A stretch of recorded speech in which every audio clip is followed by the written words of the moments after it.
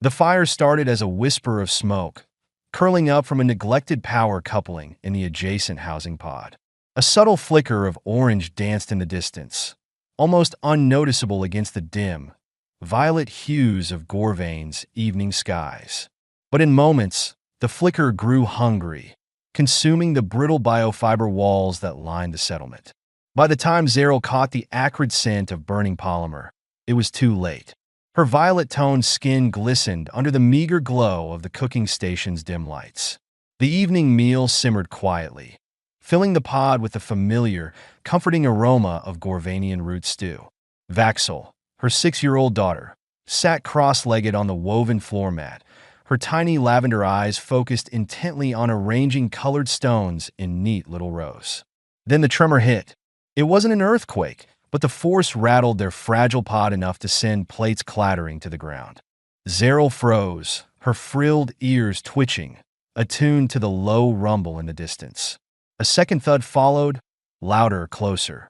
"Vaxel," she called sharply, her voice low but urgent. The little girl glanced up, her soft purple frills fluttering in confusion. "What was that, Mama?" "Come here now," Zeril said, scooping the girl up and clutching her against her chest. Her frills twitched again, this time catching the faintest tang of smoke. She rushed to the narrow window slit carved into the pod's wall, her heart tightening at the sight outside. The fire was no longer a distant glow. It roared now, a wall of violent orange devouring everything in its path. Embers leapt skyward, carried by gusts of hot wind, while thick black smoke coiled upward, choking the air. Zeril's pulse raced. The settlement's fragile, biofiber-built structures ignited like dry leaves. Gorvanian architecture prioritized harmony with nature, lightweight, biodegradable, and easily assembled. But in moments like this, it was a curse. Their homes burned fast and hot, offering no resistance to the blaze. Desperation clawed at her chest as she pounded on the warped glass of the window. Outside, shadows of neighbors flitted past in the glow, their figures blurred by smoke. Zeril screamed, her voice cracking, "Help us! My daughter's inside!" No one stopped. Some turned to glance at her, their wide eyes filled with something between fear and regret. But no one moved closer. Gorvanians weren't risk-takers. Their society prized caution, their survival instincts honed toward preservation over action. Even in the face of a life-threatening inferno, they stood rooted to the spot, murmuring among themselves but refusing to intervene. "Mama, what's happening?" Vaxel whimpered, her small fingers digging into Zeril's shoulder. Zeril swallowed hard, forcing calm into her voice. "We'll be fine, my love. Stay close to me." But the lie tasted bitter. She tugged at the pod door, but the heat had warped it, sealing them inside. The smoke thickened, filling the small space, stinging her eyes and throat. She coughed violently, clutching Vaxel tighter. Panic clawed at her mind, but she shoved it down, trying to think. She scanned the room for something, anything to tool a way out. But nothing in their humble pod could match the intensity of the flames. The walls grew hot to the touch, and the air seemed to shimmer with the heat. Vaxel sobbed into her shoulder. "Mama, I'm scared." Zeril pressed her forehead to the child's. "I know, sweetheart. Me too." And then, a loud crash shattered the sound of crackling flames. The door slammed open with a violent jolt, the warped frame bursting apart under the force of a well-placed kick. Smoke poured in, swirling angrily, and through the haze stepped a figure, massive, hulking, and entirely out of place. Zeril blinked, her mind struggling to process what she was seeing. The man who entered was human, his tall frame clad in heavy black fabric scorched at the edges. His pale skin was streaked with soot, and his eyes, piercing blue, cut through the smoky air with a clarity that made her shudder. He pulled a tattered sleeve up over his nose and stepped inside, his movements quick and purposeful. "Get up," he barked, his voice gravelly but commanding. "We're leaving." Zeril instinctively backed away, clutching Vaxel protectively. "Who are you?" she rasped, her throat raw from smoke. "Frank," he said shortly, his gaze scanning the pod. You've got 2 minutes before this place collapses. Give me the kid." "No!" Zeryl snapped, her frills flaring in alarm. "She's my daughter, and she's going to die if you don't let me get her out of here." Frank shot back, his tone sharp but calm. He stepped closer, his imposing frame casting a shadow across the room. "Look, I'm faster, I'm stronger, and I've done this before. You want her to live? Hand her over." Zeryl hesitated, her mind a whirlwind of fear and doubt. But the walls groaned ominously, and Vaxel coughed again, her little body trembling. With a choked sob, Zeryl relented, holding her daughter out. Frank took the child with surprising gentleness, wrapping her in his jacket to shield her from the heat. He met Zeryl's eyes. "Stay close. And keep low." He moved like a force of nature, bulldozing through the smoke-filled corridor with Vaxel tucked securely against his chest. Zeryl followed, her legs burning as she scrambled to keep up. Flaming debris rained down around them, and the heat grew unbearable. At one point, a section of the ceiling caved in, blocking their path. Frank didn't stop. He shifted Vaxel to one arm and used his free hand to shove the flaming wreckage aside, muscles straining as he cleared the way. "Move!" he barked, not even glancing back. They burst into the open air moments later, coughing and gasping. The cool night breeze was a shocking contrast to the suffocating heat. Frank set Vaxel down carefully, stepping back as Zeryl fell to her knees, pulling her daughter into her arms. Around them, the crowd of Gorvanians stood in stunned silence. Their wide eyes flicked between the burning wreckage and the soot-covered human who had defied every societal expectation. Frank straightened, wiping sweat and ash from his face, his expression unreadable. "You're welcome," he muttered, his voice laced with sarcasm. Then he turned, walking away without another word. Zeryl stared after him, her heart pounding. She didn't know who he was or why he'd risked himself for strangers. But one thing was certain, that human was unlike anyone she'd ever encountered. The fire roared behind them, an angry beast devouring all it touched. Zeryl stumbled out of the smoldering ruins, clutching Vaxel against her chest. She dropped to her knees on the cool, compacted dirt, her violet skin streaked with soot, her lungs aching with every breath. She barely registered the murmuring crowd around them, their passive stares heavy with discomfort. Their inaction burned in her mind more than the flames ever could. The pod she had called home, her sanctuary, was gone, reduced to ash and embers in a matter of minutes. Through the haze of her despair, Zeryl glanced toward the man who had torn them from the brink of death. Frank stood a few feet away, his imposing frame silhouetted against the glow of the inferno. He was battered, his clothes charred and torn, but he moved with unrelenting purpose, running a hand through his soot-dusted hair as if the ordeal had been nothing more than an inconvenience. He turned to Zeryl, his piercing blue eyes locking onto hers. "She okay?" he asked, jerking his chin toward Vaxel. Zeryl nodded stiffly, though her voice caught in her throat. She tried to speak, to thank him, but the words refused to come. Instead, she looked down at Vaxel, who clung to her with trembling hands, her lavender eyes glassy with shock. Frank crouched beside them, his movements deliberate but not unkind. He kept his distance, though his presence was impossible to ignore. "She's breathing fine. No burns. Just scared." His tone was brusque, but not heartless. Zeryl's frills twitched with unease. "You sound experienced." Frank exhaled sharply, his lips pulling into something that wasn't quite a smile. "Experience doesn't make it easier," he replied, his voice lower now, almost thoughtful. "But it gets people out alive." Zeryl stiffened, unsure how to respond. Before she could form a coherent thought, Frank rose abruptly, brushing ash from his pants. He turned toward the crowd, his gaze sweeping across their frozen faces. "Anyone got a spare pod these two can use?" His voice cut through the murmurs like a blade. "Or are you all just going to stand there and gawk?" The onlookers shifted uncomfortably, their frills curling in what passed for embarrassment among Gorvanians. One of them, an older male with a drooping posture, stepped forward. "Our shelters are modest. Limited capacity. It would be challenging. Challenging."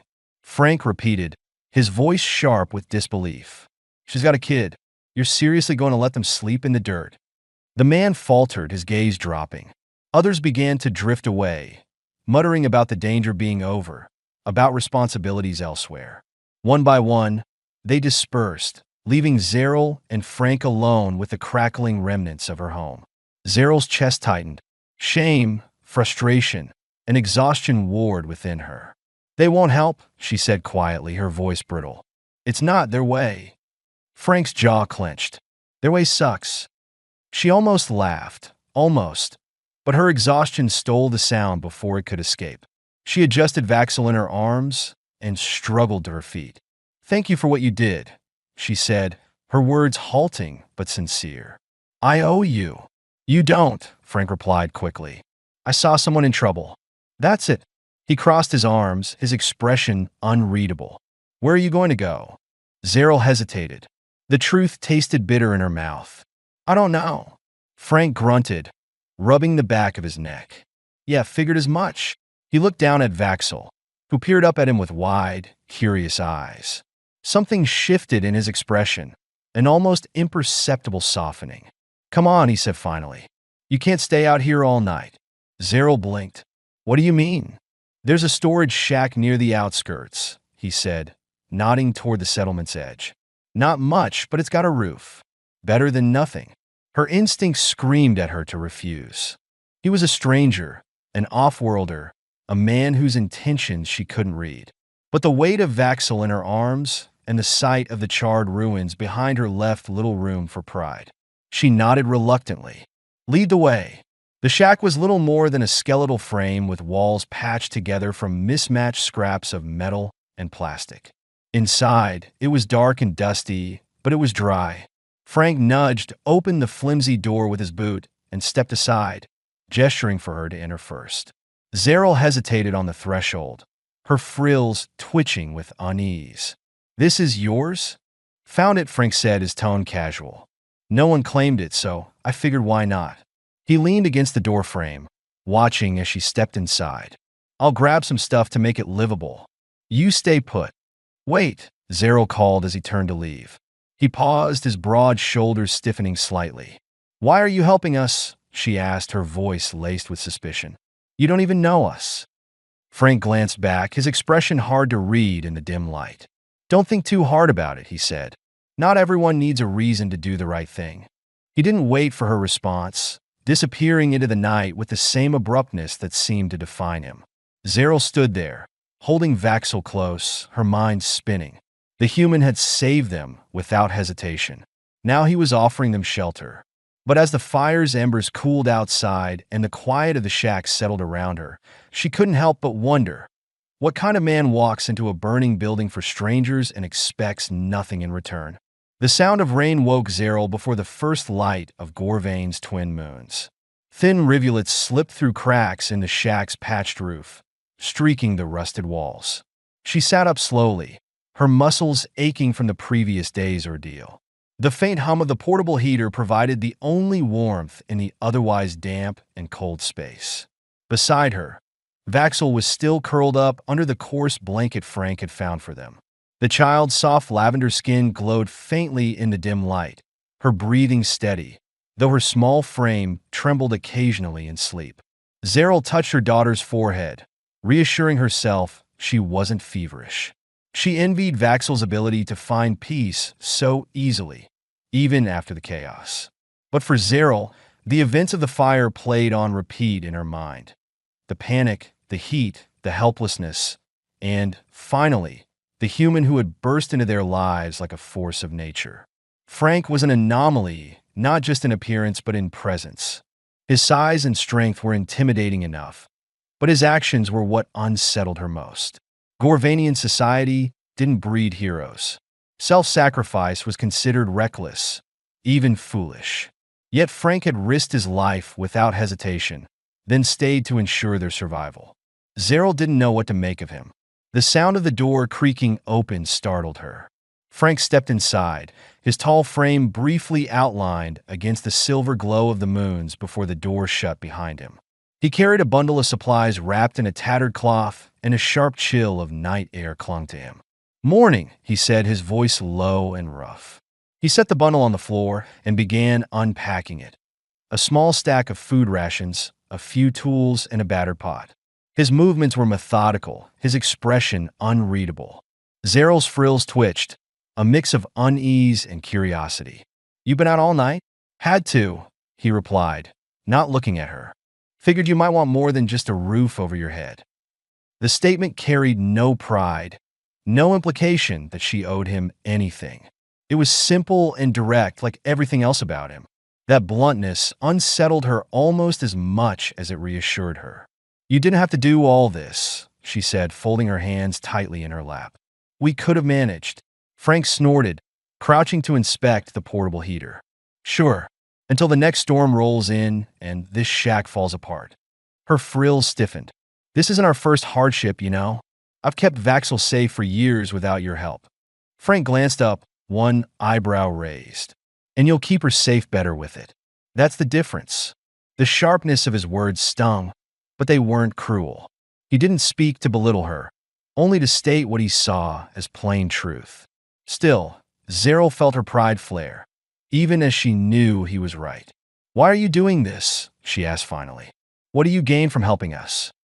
Frank straightened, his expression hard to read in the dim light. "What does it matter?"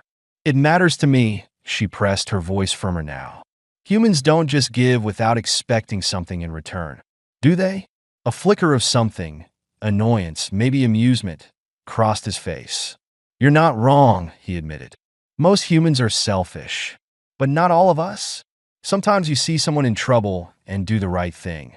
Doesn't need to be more complicated than that." Zeryl studied him, her mind turning over his words. They didn't fully satisfy her, but she could sense there was more he wasn't saying. Perhaps he didn't trust her enough to share it. Or perhaps he didn't want to face whatever truth lay beneath his own actions. The rest of the morning passed in a tense sort of calm. Frank busied himself reinforcing the shack, patching holes in the walls and fixing a leaky corner of the roof. His movements were efficient, almost mechanical, as if physical labor was a language he spoke fluently. Zeryl watched him work, her frills occasionally twitching in bemusement. He had a way of moving that was utterly alien to her, deliberate yet unrefined, with a raw energy that seemed to pulse beneath his skin. Gorvanians were graceful by nature, their motions precise and calculated. Frank, by contrast, was a storm in human form. At one point, Vaxel woke and toddled over to him, her small hands clutching the edge of his jacket. "What are you doing?" she asked, her voice small but curious. "Fixing your roof," Frank replied without missing a beat.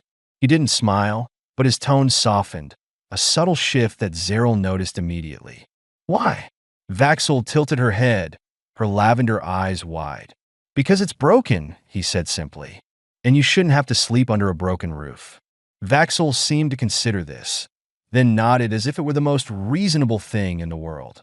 She stayed by his side after that, watching him work with the rapt attention only a child could muster. Frank didn't shoo her away, though he occasionally muttered warnings to keep her fingers clear of his tools. As the day wore on, Zeryl found herself relaxing slightly in Frank's presence. He didn't pry into her life or ask for anything in return. Instead, he quietly ensured they had what they needed, his actions speaking louder than any words could. Still, she couldn't shake the lingering question of why. His earlier explanation, that he had simply done what was right, felt incomplete. There was a weight to him, a shadow in his eyes that hinted at a deeper story. "Frank," she said that evening as they sat around the portable heater, the meager warmth doing little to dispel the chill. "What happened with your crew? The ones who left you here?" He looked up sharply, his expression hardening. For a moment, she thought he wouldn't answer. But then he sighed, running a hand through his hair. "They got scared, took a job that went south, and they figured dumping me would save their skins." Zeryl frowned. "But why you? Were you dangerous to them?" Frank let out a dry laugh. "Dangerous? No, just inconvenient. I don't run when things get messy, and they didn't want the trouble of sticking around." His words hung in the air, heavy with unspoken pain. For the first time, Zero glimpsed the man beneath the armor, a man shaped by betrayal and loss, yet still willing to stand in the fire for strangers. "I'm sorry," she said quietly, and she meant it. Frank shrugged. "Don't be. I'm better off without them." But the way his gaze drifted to the floor told her otherwise. As night fell, the shack felt less like a shelter and more like a home, however temporary. Vaxel drifted to sleep in Zeryl's lap, her small hands clutching the edge of her mother's tunic. Frank sat nearby, leaning against the wall with his arms crossed, his eyes half closed but alert. Zeryl watched him for a long moment, her frills twitching thoughtfully. She still didn't fully understand him, and perhaps she never would. But for now, she was grateful, and that was enough. "Thank you," she said softly. Frank's eyes opened, his gaze meeting hers. He didn't reply, but he nodded once, the faintest ghost of a smile tugging at the corner of his lips. Outside, the rain continued to fall, its steady rhythm a reminder that the world moved on, indifferent to their struggles. But inside the shack, for the first time in days, Zeryl felt a fragile sense of hope. The metallic clang of tools hitting the floor startled Zeryl. She turned quickly, her violet frills flaring with alarm. Frank stood at the entrance of the shack, balancing a rusted toolbox in one hand and a bundle of scavenged materials in the other. His disheveled appearance, sweat-matted hair, soot-streaked clothes, and a slight limp made it clear he'd been busy. "You look worse than yesterday," Zeryl said, her voice sharp but tinged with concern. Frank shrugged and stepped inside, setting the items down with a grunt. "I'm not here to win beauty contests." Zeryl rolled her eyes but said nothing. Frank had spent the past 2 days working relentlessly, venturing into the settlement and its outskirts to scrounge for anything useful. He repaired the shack bit by bit, patching its leaky roof and reinforcing its brittle walls. His stubbornness baffled her. Gorvanians didn't extend effort without reason, and humans weren't exactly known for altruism. "Found some decent panels," Frank said, motioning to the pile of warped but salvageable scrap. "Not pretty, but they'll hold if another storm hits." Zeryl studied him, folding her arms. "Why do you keep doing this? You've done more than enough." Frank wiped his hands on his pants and leaned against the wall. "What do you want me to say? That I got some grand plan? I don't." "Then why?" she pressed, her voice rising. "Why go through so much trouble for people you don't even know?" Frank's gaze hardened. "Because someone should." His answer left her momentarily speechless. Gorvanian culture prized balance and caution.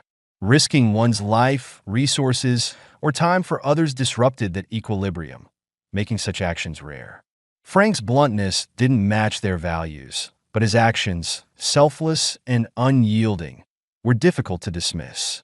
Outside, the settlement was beginning to rebuild. Though many Gorvanians had lost their homes in the fire, their society's collective nature kicked in quickly. Neighbors shared resources, while the settlement's overseers coordinated the repair efforts. But Zeryl had noticed something peculiar. Despite their outward efficiency, the community still avoided her family. Guilt, she realized, none of them had moved to help during the fire. Now their guilt had morphed into an awkward distance, as if proximity to her would force them to confront their own inaction. Frank seemed oblivious to the social nuances, or perhaps he just didn't care. He carried on with his work, indifferent to the occasional glances or whispers as he passed. By mid-afternoon, Vaxel had taken to following him like a shadow. The little girl held a bent piece of metal she decided was her tool, and mimicked Frank's every move, much to his feigned irritation. "You're going to hurt yourself doing that," he grumbled as she poked the scrap against a cracked panel. "I'm fixing it," Vaxel said, her voice confident. "Like you." Frank smirked despite himself. "Kid, if you're fixing anything, it's with bad technique." "I'll get better," she replied, her tone stubborn. Zeryl watched the exchange from a distance, her heart caught between gratitude and apprehension. Frank wasn't gentle, but his gruff manner seemed to resonate with Vaxel, who hadn't laughed this much in weeks. Later that evening, the shack's interior was warm, thanks to the portable heater Frank had salvaged. Zeryl and Vaxel sat side by side, sharing a meal of rehydrated rations. Frank sat across from them, inspecting a broken circuit board he'd found. You don't talk about yourself much, Zeril said suddenly. Frank didn't look up. What's there to say? Plenty, she countered. Where you're from, what brought you here, anything. Frank sighed, setting the circuit board aside. Earth, he said after a moment. That's where I'm from. Not much to say about it now. The planet's fine, but the people? Messy. Zeril raised an eyebrow. And you're not. I'm human, he admitted with a wry smile. Messy by default. Vaxel giggled, earning a rare, softer glance from Frank. Zeril leaned forward, her curiosity piqued. And Gorvain? How do you end up here? Bad decisions, he replied. His tone was light, but his expression darkened. Took a job with people I shouldn't have trusted. When it went sideways, they decided I was expendable. Zeril frowned. And you've been here ever since? Pretty much, he said. I was ready to move on. But then your place caught fire. His words carried more weight than she expected. And that stopped you? Frank met her gaze. Would have stopped you too. Zeril hesitated, the truth of his statement silencing her. She hadn't considered it before, but in Frank's place, she might have done the same. His actions were brash, yes, but not incomprehensible. He didn't overthink, he acted. That raw decisiveness was both alien and strangely admirable. As night fell, Vaxel drifted off to sleep in her corner of the shack. Frank sat outside, leaning against the wall and staring at the sky. Zeril joined him, the cool air brushing against her skin. She sat beside him, unsure what to say. Gorvain's quiet, Frank said, breaking the silence. Too quiet, Zeril asked. He shrugged. Depends. Sometimes quiet's good. Other times, it's just lonely. The honesty in his voice surprised her. Is that how you feel here? Sometimes, he admitted. But it's not just this place. Been that way a long time. Zeril's frills twitched. She glanced at him, the lines of his face etched with something she hadn't noticed before. Weariness, not from physical labor, but from years of carrying invisible burdens. You could leave, you know, she said softly. Find another crew, another planet. Could he agreed. But you'd still be here, in this broken shack, trying to keep your kids safe. Zeril felt her chest tighten. She had been so consumed by her own survival that she hadn't stopped to think about how Frank's presence, strange as it was, had lessened the weight on her shoulders. I don't know if I trust you, she said quietly, her voice barely audible over the breeze. Frank chuckled, though it lacked humor. Smart. You shouldn't. Trust gets you hurt. The words hung in the air, heavy with a truth neither could deny. Yet, for all his warnings, Zeril couldn't help but feel that the man beside her was someone worth trusting. Someone who had already risked everything for a family that wasn't his. And as they sat there under Gorvain's pale moons, the fragile beginnings of an unlikely bond began to take shape. Frank woke to the sound of raised voices. He sat up quickly, his instincts sharpened by years of uncertainty. The shack's interior was dim, lit only by the faint glow of the portable heater. Zeril and Vaxel were still asleep, curled together under their shared blanket. Frank listened closely, his sharp hearing picking up snippets of conversation from the direction of the settlement's central square. Burned faster than it should have. Sabotage? No, impossible. Who would do that? Things are getting worse. If the overseers don't act, we'll all. Frank's eyes narrowed. He slid his boots on and stepped outside, his movement careful to avoid waking Zeril and her daughter. The cool air carried the sharp tang of ash, a grim reminder of the fire that had destroyed so many homes. The settlement itself was eerily quiet except for the murmurs of a gathering a short distance away. He followed the voices, keeping to the shadows. The central square was crowded, a rare sight for a community that preferred privacy. Dozens of Gorvanians stood in tense clusters, their lavender frills twitching with unease. At the center of the commotion stood a tall figure Frank recognized. Artek, one of the settlement's overseers. Artek's robes, though clean and meticulously arranged, seemed ill-suited to the chaos around him. His voice carried an edge of authority, though it faltered under the weight of the crowd's questions. We are investigating the cause, Artek said, his tone strained. There is no evidence of foul play. No evidence because you haven't looked, a younger male shot back. The fire spread too fast. Those biofiber panels are flame-resistant. Someone tampered with them. Artek's frills stiffened, and his posture grew rigid. Do you hear yourself? Sabotage? This is a settlement of unity. Who among us would commit such a crime? That human's been lurking around, another voice said, cutting through the murmurs. Heads turned, and Frank felt the weight of their stares even from the shadows. I pulled 2 people out of that fire, Frank said loudly, stepping forward. The crowd parted as he approached, their wide eyes darting between him and Artek. If I wanted to burn this place down, I wouldn't have stuck around to clean up the mess. The tension in the square shifted, the whispers growing quieter.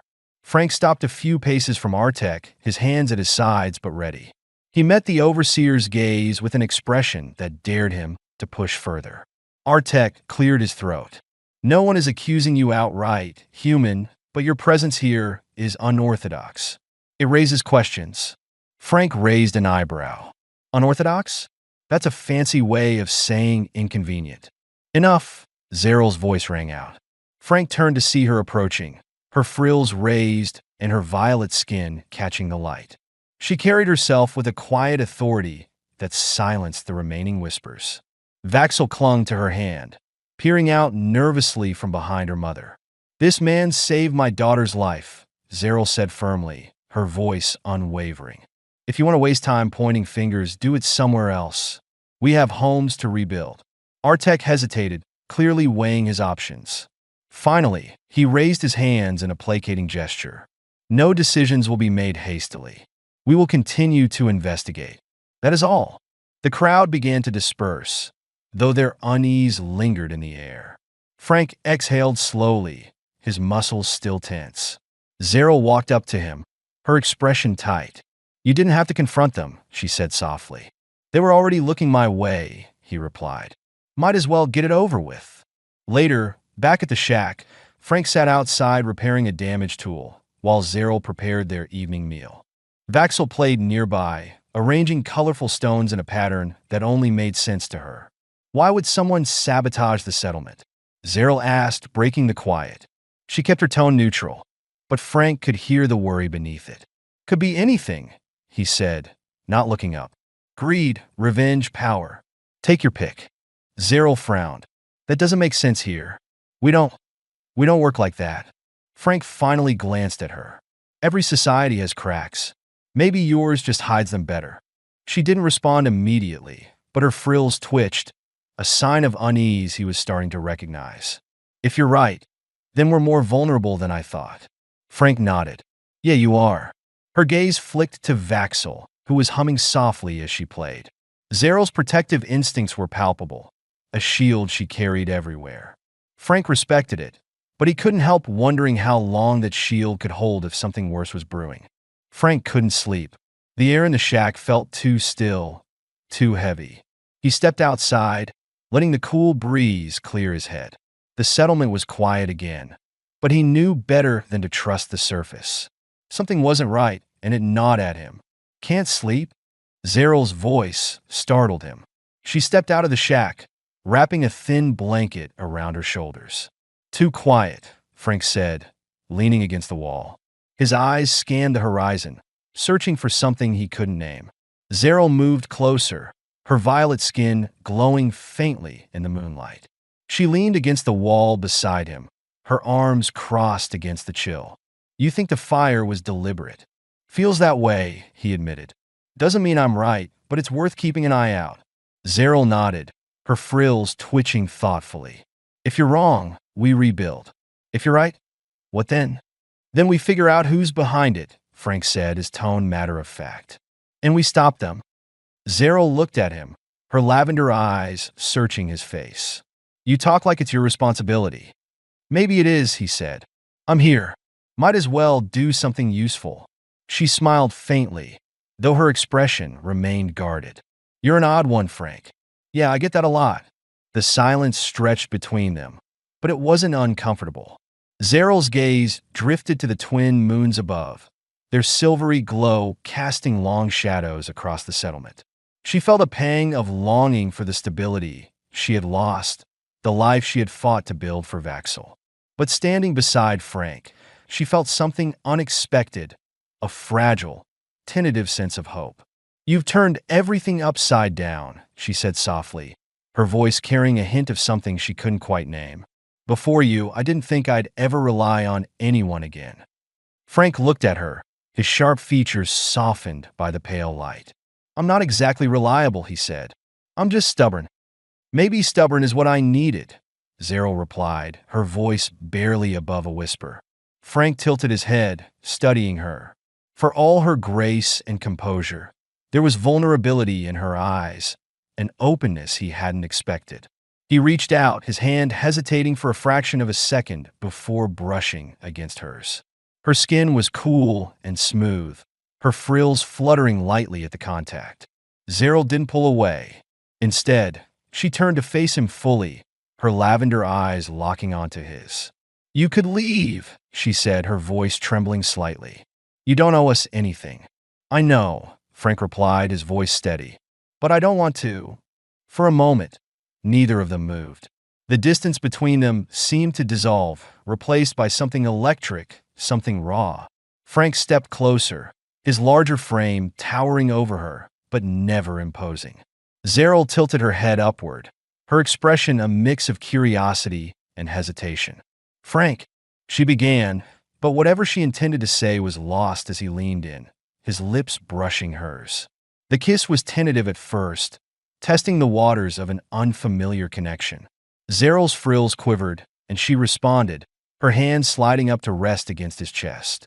The warmth of his skin contrasted with the cool night air, grounding her in a way she hadn't felt in years. Frank deepened the kiss, his hand moving to the small of her back.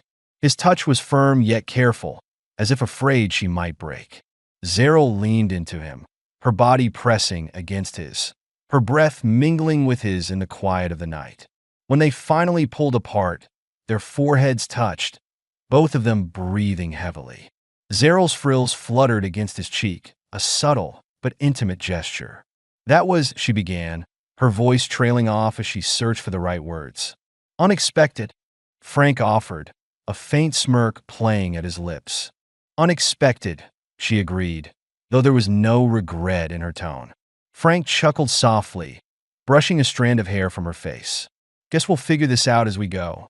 Zeril smiled, her violet eyes glimmering with something close to happiness. "I guess we will." The night stretched on, and for the first time in what felt like forever, Zeril didn't feel alone. The morning air was thick with the smell of charred wood and damp earth. The settlement felt subdued, the usual hum of quiet activity replaced by hushed voices and wary glances. Frank stood outside the shack, scanning the horizon as the first rays of sunlight painted the sky in muted hues of pink and gold. He felt the weight of something unspoken pressing against his chest, as if the air itself carried the tension of things left unsaid. Inside, Zeril braided Vaxel's dark hair, her hands working methodically while her mind raced. The events of the past few days had shifted something within her, both in her perception of Frank and her understanding of the world she thought she knew. She tightened the braids slightly, and Vaxel winced. "Mama, that hurts," the little girl protested, twisting to look up at her. "Sorry, my love," Zeril murmured, loosening her grip. She finished quickly and kissed Vaxel's forehead, though her thoughts remained distant. When Frank entered, Vaxel's face lit up. "Frank, look at my braid," she exclaimed, spinning around to show him. He crouched slightly, examining it with mock seriousness. "Looks good. Sturdy. Won't come undone when you're out there saving the world." Vaxel giggled, a sound that seemed to momentarily lift the heavy atmosphere in the room.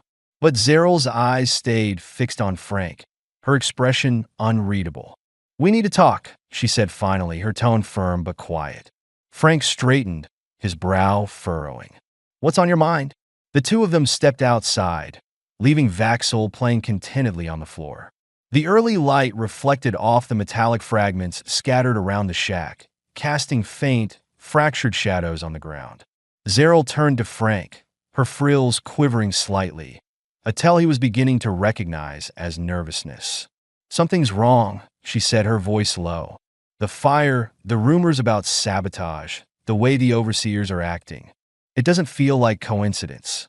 Frank crossed his arms, his posture guarded but attentive. You think someone set the fire on purpose? I don't just think it, she replied. I know it. Frank raised an eyebrow, his gaze sharpening. And you're just telling me this now? I couldn't be sure before, Zeril admitted. But I overheard something yesterday, something I think you need to hear. She hesitated, glancing toward the settlement before continuing. One of the overseers, Artek, was arguing with another. They mentioned the biofiber panels failing faster than expected. But it wasn't just an accident. Artek said something about orders. About following instructions to clear the way. Clear the way for what? Frank asked, his voice dropping to a dangerous calm. I don't know, Zeril said, her tone tight with frustration. But it sounded calculated. Frank's mind raced, piecing together the fragments of information they had. If someone's trying to sabotage this place, they're not just burning homes for fun. They're clearing space for something or someone. Zeril nodded, her expression grim. And they don't care who gets hurt in the process. The rest of the morning passed in tense silence as the two of them debated their next move. Frank wanted to confront Artek directly, but Zeril urged caution. If he's involved, he won't just admit it, she said. And if he feels cornered, he might do something worse. Reluctantly, Frank agreed. We'll need proof, he said. Something solid to show the others. Otherwise, it's our word against his. They decided to investigate the ruins of the burned pods, hoping to find evidence of tampering. Zeril left Vaxel in the care of a neighbor, one of the few who still spoke to her, and the two set off toward the charred remains of their former home. The wreckage was worse than Frank had anticipated. The ground was littered with scorched fragments of biofiber, twisted metal frames, and piles of ash that still reeked of smoke. He crouched beside a partially collapsed wall, inspecting the blackened edges with a critical eye. This doesn't add up, he muttered, running his fingers along the brittle surface. Biofiber's supposed to resist this kind of heat. It's designed to self-extinguish. Zeril knelt beside him, her frills twitching. What are you saying? I'm saying someone made sure this stuff burned, Frank replied. He held up a piece of the material, his expression dark. See this residue? It's a chemical accelerant. Something flammable got into the walls. Zeril's breath caught. They sabotaged the pods. Frank nodded. And whoever did it didn't care how many people were inside. As they continued searching, Zeril found a small, twisted device buried under a layer of ash. She held it up to Frank, her violet eyes narrowing. What is this? Frank took it from her, turning it over in his hands. The device was sleek but damaged, its edges scorched and its inner mechanisms exposed. He recognized it immediately. A timer used to ignite fires remotely. It's a trigger, he said, his voice tight. Whoever set this up wanted to make sure it went off at just the right time. Zeril's stomach churned. This is more than sabotage. This is murder. They returned to the settlement under the weight of their discovery, their minds racing with questions and possibilities. Zeril insisted they keep the evidence hidden until they had a plan, but Frank's instincts told him time was running out.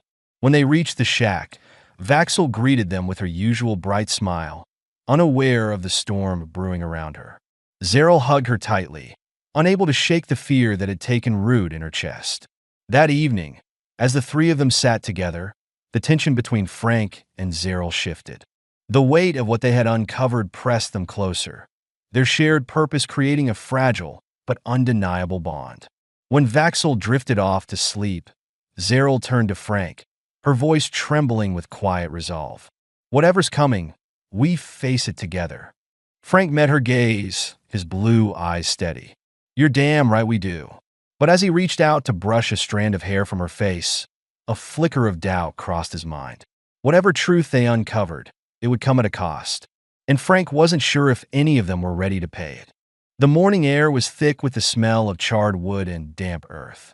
The settlement felt subdued, the usual hum of quiet activity replaced by hushed voices and wary glances. Frank stood outside the shack, scanning the horizon as the first rays of sunlight painted the sky in muted hues of pink and gold. He felt the weight of something unspoken pressing against his chest, as if the air itself carried the tension of things left unsaid. Inside, Zeril braided Vaxel's dark hair, her hands working methodically while her mind raced. The events of the past few days had shifted something within her, both in her perception of Frank and her understanding of the world she thought she knew. She tightened the braids slightly, and Vaxel winced. "Mama, that hurts," the little girl protested, twisting to look up at her. "Sorry, my love," Zeril murmured, loosening her grip. She finished quickly and kissed Vaxel's forehead, though her thoughts remained distant. When Frank entered, Vaxel's face lit up. "Frank, look at my braid," she exclaimed, spinning around to show him. He crouched slightly, examining it with mock seriousness. "Looks good. Sturdy. Won't come undone when you're out there saving the world." Vaxel giggled, a sound that seemed to momentarily lift the heavy atmosphere in the room.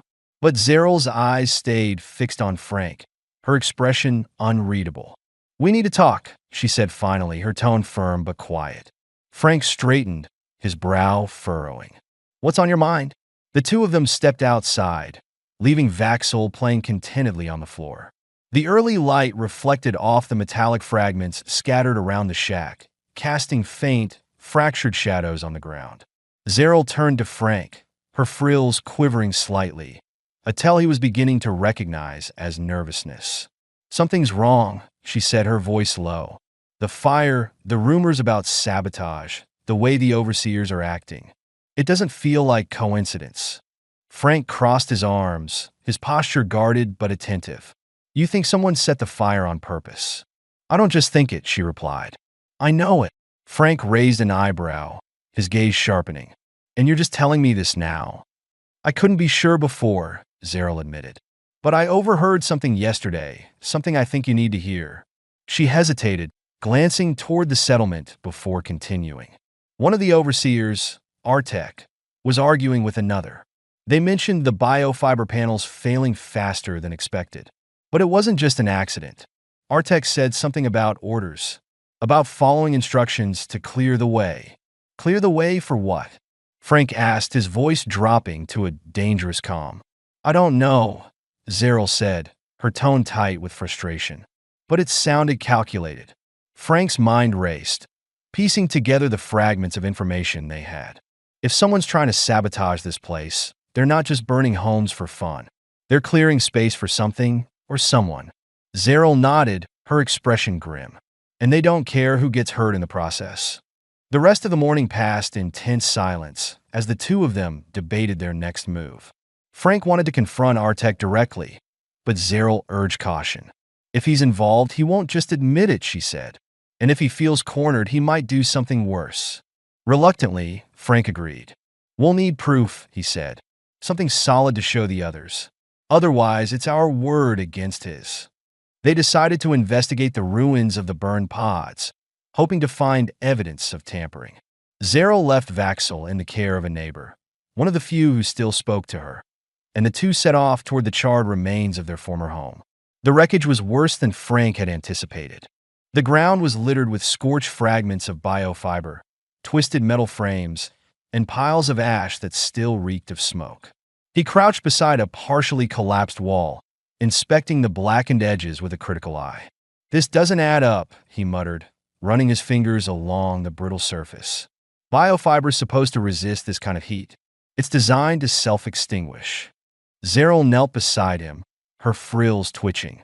"What are you saying?" "I'm saying someone made sure this stuff burned," Frank replied. He held up a piece of the material, his expression dark. "See this residue? It's a chemical accelerant. Something flammable got into the walls." Zeril's breath caught. "They sabotaged the pods." Frank nodded. "And whoever did it didn't care how many people were inside." As they continued searching, Zeril found a small, twisted device buried under a layer of ash. She held it up to Frank, her violet eyes narrowing. "What is this?" Frank took it from her, turning it over in his hands. The device was sleek but damaged, its edges scorched and its inner mechanisms exposed. He recognized it immediately, a timer used to ignite fires remotely. "It's a trigger," he said, his voice tight. "Whoever set this up wanted to make sure it went off at just the right time." Zeril's stomach churned. "This is more than sabotage. This is murder."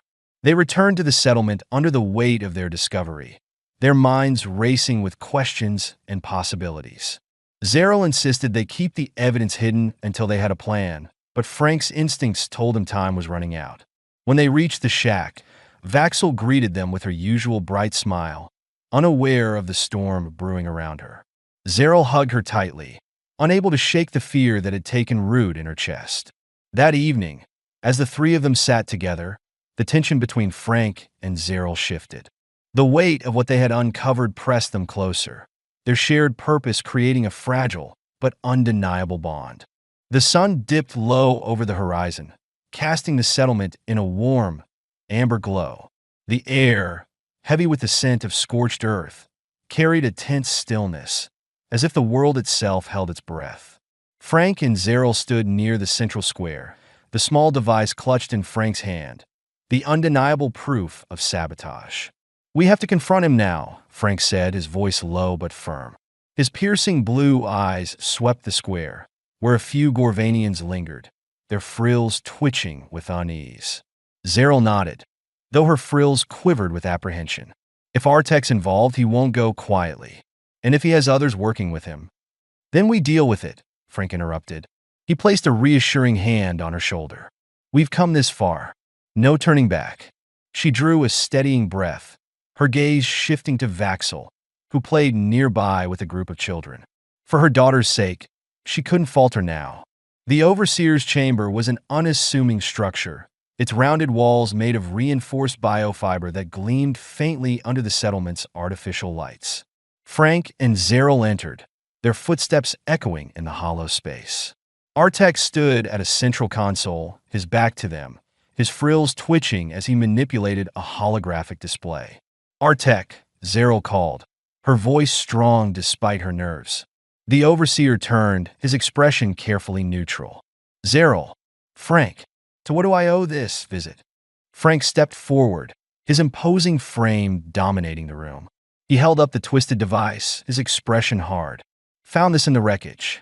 Care to explain?" Artek's frills stiffened, but his expression remained calm. "A damaged device. Hardly unusual in the aftermath of such destruction." Frank's lips curved into a grim smile. "Funny thing is, it's not just damaged. It's a trigger. Someone used this to start the fire."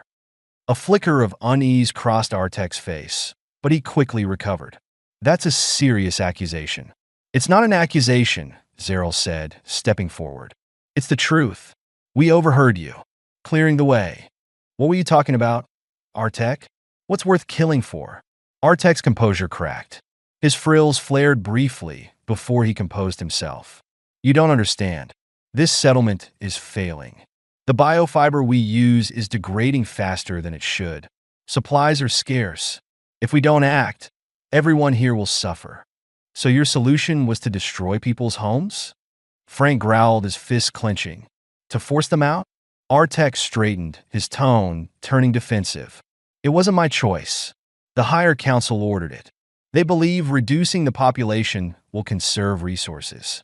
The fire was unfortunate but necessary."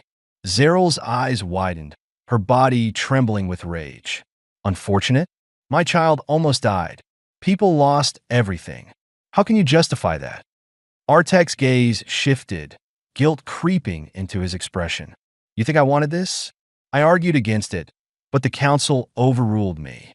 I had no choice." Frank stepped closer, his voice low and dangerous. "You always have a choice. You just didn't have the spine to make the right one." Artek's frills flattened. "What would you have me do, human? Let the entire settlement collapse?"